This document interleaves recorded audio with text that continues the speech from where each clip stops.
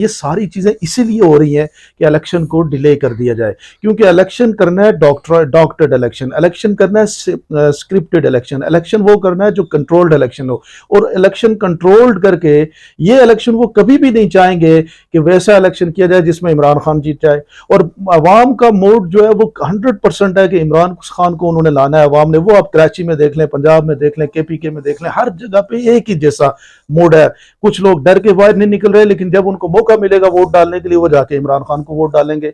तो ये सारी चीजें देखने के बाद फिर आप ये समझें कि कहा जा रहा है, ये जो आपने मुख्तलिफ आज एक पूरा एक माहौल बना और कहा जा रहा है कि इलेक्शन को डिले किया जाएगा और इसको जो करेगा तो वो बड़ा ये होगा। पाकिस्तान में इस वक्त कोई कानून की बात नहीं है। कानून की बात होती तो पंजाब की गवर्नमेंट गैर कानूनी चल रही है, कानून की बात होती तो सेंट्रल गवर्नमेंट जो पंजाब सेंट्रल प्राइम मिनिस्टर है ये भी गैर कानूनी है, क्योंकि 90 डेज दोनों जगहों पे अबोव हो चुके हैं। तो यहाँ पे कुछ भी हो सकता है, जोर जबरदस्ती से कुछ भी हो सकता है।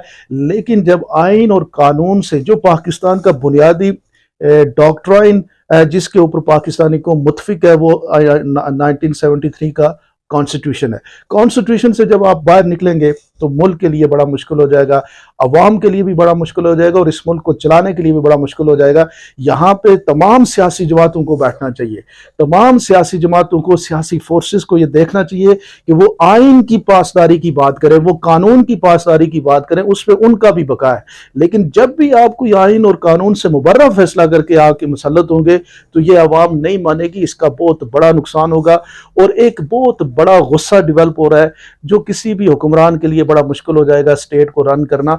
आप एक जंग तो जीत जाएंगे लेकिन लॉन्ग टर्म पे आप फिर हार जाएंगे, फिर एक डिस्टेबलाइजेशन होगी। इस सारे प्रोसेस को गनीमत जानते हुए ये वो टाइम है जहां पे बैठ के ग्रैंड जिरगा किया जाए, एक ट्रूथ एंड रिकंसिलिएशन की जाए, एक पाकिस्तान का एजेंडा बनाया जाए और फ्री एंड फेयर इलेक्शन बना दिया जाए। तो मैं ये समझता हूँ कि पाकिस्तान के ताकतवर लोगों के लिए और पाकिस्तान की अदलिया के लिए, इस मुल्क की आवाम पे आसान होगा कि वो इस मुल्क को ये 2023 का इलेक्शन फ्री एंड फेयर दे दें और ये फ्री एंड फेयर इलेक्शन के नतीजे में बनने वाली क़यादत को सपोर्ट करें और वो क़यादत अपने पाकिस्तान के मसले को हल करे।